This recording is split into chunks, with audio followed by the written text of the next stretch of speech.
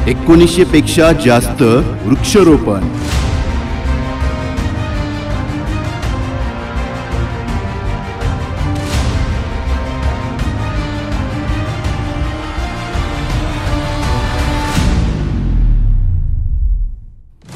पन्नास वृक्षप्रेमींची टीम, 2 पाणी टँकर, 5 वर्षाचा प्रवास.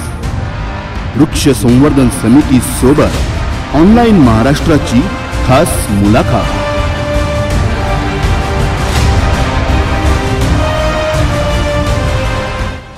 नमस्कार, मी अँकर अपर्णा. ऑनलाईन महाराष्ट्रामध्ये महाराष्ट्रातल्या सर्व प्रेक्षकांचं स्वागत. आज जागतिक पर्यावरण दिन आणि याच निमित्ताने मी आज अशा टीमशी संवाद साधणार आहे. खरं तर गेली 5 वर्ष सातत्यानं जी टीम वृक्ष संवर्धन समितीसाठी काम करते, वृक्षांसाठी काम करते, खरं तर आपण सहज म्हणून जातो की वृक्षवल्ली आम्हा सोयरे वनचरे, परंतु त्या उक्तीप्रमाणे आपण वागतो का हे आताच्या काळात फार महत्वाचे आहे. आणि कोणतंही काम करत असताना आपल्याकडे सातत्य असणं खूप महत्वाचं आहे. आणि जी टीम गेली 5 वर्ष झालं सातत्यानं वृक्ष संवर्धनासाठी काम करते, ती संपूर्ण टीम बार्शीतील वृक्ष संवर्धन समितीची टीम माझ्यासोबत आहे. आणि आता माझ्यासोबत वृक्ष संवर्धन समितीचे अध्यक्ष उमेश काळे सर आहेत. सर, प्रथमतः तुमच्या वृक्ष संवर्धन समितीला 5 वर्ष पूर्ण होतात. 5वा वर्धापन दिन आहे तुमचा आज. खूप साऱ्या शुभेच्छा. धन्यवाद. आणि खरं तर 5 वर्ष थोडंसं मागे जाऊन मला तुमच्याशी गप्पा मारायला आवडतील की मुळात वृक्ष संवर्धन समिती ही स्थापन करावी, यामागची संकल्पना तुम्हाला कशी सुचली किंवा याची स्थापना कशी झाली? तसं तर लहानपणापासून मला झाडांची थोडी आवड होती आणि ज्यावेळेस कॉलेजला होतो, शाळेमध्ये होतो, त्यावेळेस देखील मला झाडांची आवड होती. पण त्यावेळेस एवढं तापमान नव्हतं, म्हणजे एवढी आवश्यकता नव्हती असं आपण म्हणजे एवढं सिरियसली घेतली नाही ती गोष्ट.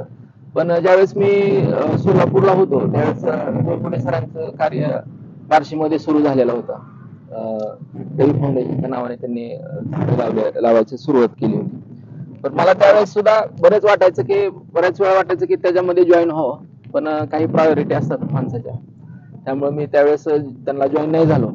पण नंतर मी बार्शीत आलो आणि मी फार्मा मार्केटिंगशी रिलेटेड आहे, त्यामुळे आमचं रोजचं फील्डवर काम असल्यामुळं प्रत्येक ऋतूशी आमचा तसा डायरेक्ट संबंध येतो. आणि असंच मी एकदा एप्रिलचा महिना होता आणि गोंदला चाललेलो होतो माझ्या गाडीमध्ये, 2 जण होतो आम्ही. आणि एवढं ऊन होतं भयानक त्यावेळेस त्या दिवशी की आम्ही अक्षरशः गाडीचा एसी देखील व्यवस्थित काम करत नव्हता. तर गाडी साईडला थांबवली आम्ही. तिथे चिंचाचं झाड होतं आणि त्या चिंचेच्या झाडाखाली आम्ही थांबलो थोडं वेळ. तर जवळजवळ 10-15 अंशांनी तिथं टेम्परेचर आम्हाला कमी जाणवलं. मग ते आमच्या दोघांची असे मित्र होते, त्याची माझी चर्चा झाली की झाडाचं महत्व किती आहे. आम्ही पुमला जाईपर्यंत ते झाड डोक्यातनं गेलं नाही. आणि तिथे एका डॉक्टरांच्या कॉलला बसलेला असला वेटिंग मध्ये मी सहज एक पोस्ट टाकलेली होती फेसबुकला की आपण बार्शीमध्ये अशी काही एखादी चळवळ सुरू करायची का.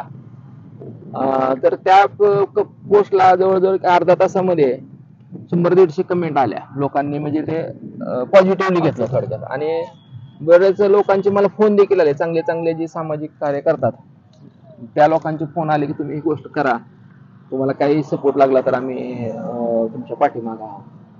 त्याचं अजितदादा कुंकोलोळ यांचा मला पहिला फोन आलेला, तर गौतमभाई कांकरे यांचा फोन आलेला. असे बरेच लोक, डोईफोडे सरांचे तर आम्हाला मार्गदर्शन होतच.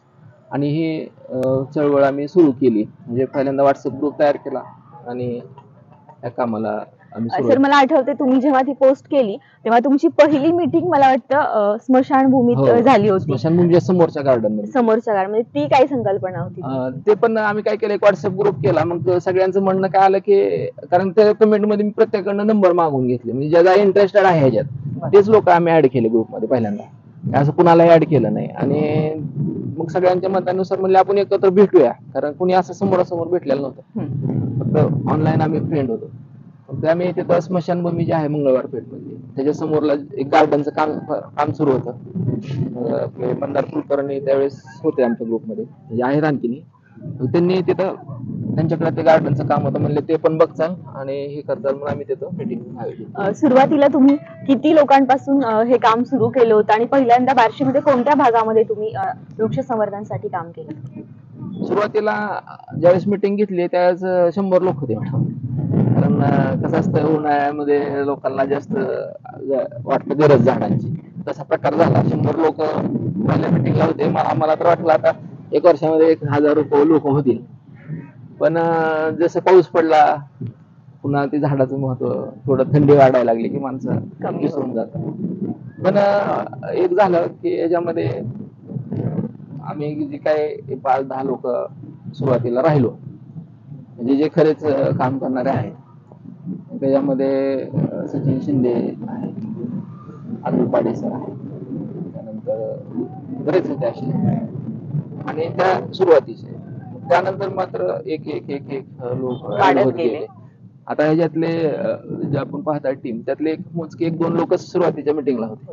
मला वाटतं मांजरे डॉक्टर एक होते सुरुवाती पहिल्या मिटिंग. बाकी सगळे लोक हळूहळू काही कारणामुळे काही वाढत गेले, काही कमी होत होत गेले. गेले. आतापर्यंत सर आपण बार्शीच्या विविध भागांमध्ये काम केलंय. तुम्ही काय काय काम केले, थोडक्यात कसा आढावा द्याल? आता तुम्ही सकाळी पाहिलंच, आता प्रत्येक म्हणजे जे टप्पे असतात, जून ते ऑगस्ट सप्टेंबर पर्यंत वेगळ्या कामाचे आमचं प्रोग्रेस आहे. ऑक्टोबरच्या नंतर जानेवारी पर्यंत वेगळं काम, आणि नंतर मग उन्हाळ्यामध्ये आमच्या कामाचं स्वरूप वेगळं आहे. सुरुवातीला जून पासून ऑक्टोबर पर्यंत आम्ही लागवड करतो. म्हणजे पाऊस पडलेला असतो, ती लागवड करायची. आणि रोजच्या ह्याच्यामध्ये अगोदर जागा फिक्स केलेल्या असतात आम्ही, तिथं खड्डे घेतलेले असतात. आता पलीकडे जर बघितलं तुम्ही, पलीकडची लाईन तिथं आता खड्डे घेऊन तयार आहे, काळी माती टाकून तयार आहे. हे नगरपालिकेने आम्हाला त्यासाठी सहकार्य केलेलं आहे. आणि त्यानंतर आता जून मध्ये एक पाऊस पडला की झाडे लावायला चालू करतो. त्यानंतर ऑक्टोबर पर्यंत पाणी द्यायची आवश्यकता नसते, पण ते झाड वाकलं तर त्याला सपोर्ट करायचा, त्याची कटाई करायची. आणि ऑक्टोबर पासून जानेवारी पर्यंत आम्ही ते आळे करून घेणे, झाडांना व्यवस्थित आधार करणे, ही कामं करतो. आणि जानेवारी पासून मात्र आम्हाला पाणी देण्यासाठी कसरत करावं लागते. ह्या वर्षी तर फार भयानक उन्हाळा गेलेला आहे. त्यामुळे तरी देखील तुम्ही झाडं बघू शकताय, एखाद्या शेतकऱ्याच्या शेतात नसतात, म्हणजे सांभाळू शकत नाही अशी झाडं आम्ही हिरवीगार, असं कुठलं एखादं झाड तुम्ही जर फिरलं तर वाळल्या, म्हणजे पाण्या वाचून गेलं नाही, त्याला इन्फेक्शन होऊन झाड जाईल, पण पाणी तिथं मिळालं नाही म्हणून गेलं नाही, असं एकही झाड ह्या 5 वर्षात आम्ही जाऊ दिलेलं नाही. आमच्याकडनं कुठे आम्ही कमी नाही पडलो. सर, खरं तर तुम्ही गेली 5 वर्ष काम करताय, आणि या सगळ्यासाठी मग आपण जेव्हा काम करतो कोणत्याही गोष्टीसाठी पैसा हा फार महत्वाचा घटक असतो. मग या सगळ्या गोष्टींचा आता तुम्ही पाणी देताय, तुमच्याकडे तुमच्या स्वतःच्या वृक्ष संवर्धन समितीच्या 2 गाड्या आहेत, तर त्या सगळा मेंटेनन्स, तो सगळा खर्च कसा होतो आपला? आता सुरुवातीला आम्ही काही नियम केले होते की वर्गणी कुणालाही मागायची नाही, आणि आपलं नाव समितीचं कुठल्याही झाडाला नाही का असं लावायचं नाही, कुठेही बोर्ड लावायचं नाही, असे काही नियम केले होते की कुणाला वर्गणी नाही, कुणाचं बोर्ड नाही लावायचा. आणि सहसा पॉलिटिक्स मध्ये ह्या बॅनरचा पॉलिटिक्स मध्ये उपयोग नाही झाला पाहिजे. कुणी तुमचं पर्सनल काही असेल, पण ह्या बॅनरचा कुठेही पॉलिटिक्स मध्ये, असे काही रूल्स तयार केले होते. त्यात पैशाचा जो रूल होता तुम्हीच केला होता. त्यावेळेस मला सगळ्यांनी विरोध केला की असं पैसे नाही मागितले तर कोण देणार. म्हणलं आम्ही काय केलं, सुरुवातीला आपण 10 जण, प्रत्येकाने 10,000, 5,000, 2,000 आपण गोळा करू स्वतः, आणि जेवढे येते आपण तेवढेच झाडे लावायचे. मग मी त्यावेळेस सुरुवातीला सरांना, डोईपुटे सरांना फोन केला, त्यांना भेटायला गेलो, कारण त्यांनी काम केलं. पहिली मिटिंग झाल्यानंतर आम्ही त्यांना भेटायला गेलो. त्यांनी मला एक गोष्ट सांगितली होती की तुम्ही डेमो दाखवा, एक रोड घ्या फक्त, कारण लय जर तुम्ही सुरुवातीला घेतलं तर बऱ्याच अडचणी असतात. कारण त्यांना काम केल्यामुळे त्यांना माहिती होतं, कारण जोश मध्ये आपण लावतो, कारण सुरुवातीला माणसं भरपूर असतात. त्यांनी सांगितलं की एक रोड घ्या जो तुम्ही सांभाळू शकता, आणि दुसऱ्या वर्षी तुम्ही एक डेमो म्हणून लोकांना दाखवू शकता की असं वृक्षारोपण करा. फक्त लावून जाणं नाही, तर त्याला 1 वर्ष सांभाळून, 3 वर्ष सांभाळून तुम्ही ही करा. आणि पैशाचं म्हणलं तर मग ते आम्ही सुरुवातीला ही केलं की सुरुवातीला टाकू आपण 100-200 झाडं लावायचं आम्ही ठरवलेलं. पण काम सुरू झालं, आणि काम करत असताना चांगल्याच पाठीमागे पांडुरंग असतो तसं झालं, आणि लोकांनी आम्हाला भरपूर पैसे, आतापर्यंत आम्हाला कधी पैशासाठी पण काम थांबलं नाही. आणि कुणालाही न मागता लोक त्यांच्या मुलांच्या वाढदिवसानिमित्त, कुणाच्या स्मृती दिनानिमित्त किंवा लग्नाच्या वाढदिवसानिमित्त आम्हाला असे निधी देतात आणि त्याचा हिशोब वर्षाला दिला जातो. राणादादा देशमुख नॅशनल ऑर्गनायझेशन आहे. सर, खरं तर मी फार लहान असल्यापासून तुमचं काम पाहतेय, वृक्ष संवर्धन, तुमचं प्रेम पाहतेय झाडांवरती. किंवा आम्ही क्लासेसला होतो तेव्हा तुम्ही फॉरेस्टला आम्हाला घेऊन जात होतात. ती शिस्त पाहते आणि तुम्हीही वृक्ष संवर्धन समितीमध्ये ऍक्टिव्ह आहात. तर सर, वृक्ष संवर्धन समितीने खास पक्ष्यांसाठी काही त्यांच्या फळांची झाडं लावली आहेत, त्याबद्दल काय? आपण काय केलं, पूर्वी फॉरेस्ट ऑफिसरनी परदेशातली झाडं स्पीडने येतात म्हणून आणली, पण त्याचा परिणाम असा झाला तर पक्षी जाईनात. मग हे जेव्हा आमच्या टीमच्या लक्षात आलं की केवळ झाडं लावून चालणार नाही, ह्याच्या जोडीला आपल्याला पर्यावरणाचा समतोल साधला पाहिजे. आणि ते करण्यासाठी मग आपण इंग्रजी चिंचेची झाडं लावली, सेलवटीची झाडं लावली, त्यानंतर कडुलिंबाची झाडं लावली. काय होतं, माणसापेक्षा निसर्ग खूप स्पीड मध्ये काम करतो. जेव्हा हे पक्षी याचे बी खातात, पिंपळाचे बी खातात, फळं खातात, आणि जेव्हा ते त्यांच्या इष्टवते जेव्हा बाहेर येतात तेव्हा काय होतं, तर तो बी लवकर येतो. म्हणजे आपण आता असमतोल झालेला आहे, पण समतोल पूर्ण करण्यासाठी निसर्ग हा त्याचं काम करतच असतो. तर या पद्धतीनं गावामध्ये सगळीकडे पक्षी दिसावेत या उद्देशाने आपण स्वतंत्र पद्धतीनं काही ठिकाणी त्याच्या बिया ज्या आहेत त्या लावलीत आणि ही झाडं लावलीत, त्यामुळे त्याच्यावरती पक्षी येतील आणि गावामध्ये आणखीन स्पीडमध्ये झाडं वाढण्यासाठी त्याचा उपयोग होईल.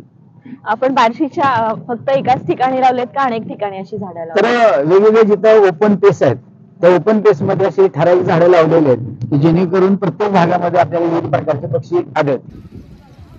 झाडे लावू, झाडे जगू, झाडे लावू, झाडे जगू, झाडे लावू, झाडे जगू. वडाच्या नावानं चांगलं, पिंपळाच्या नावानं चांगलं, बेलाच्या नावानं चांगलं, कडुलिंबाच्या नावानं चांगलं, उंबराच्या नावानं चांगलं, चांगलं, चांगलं.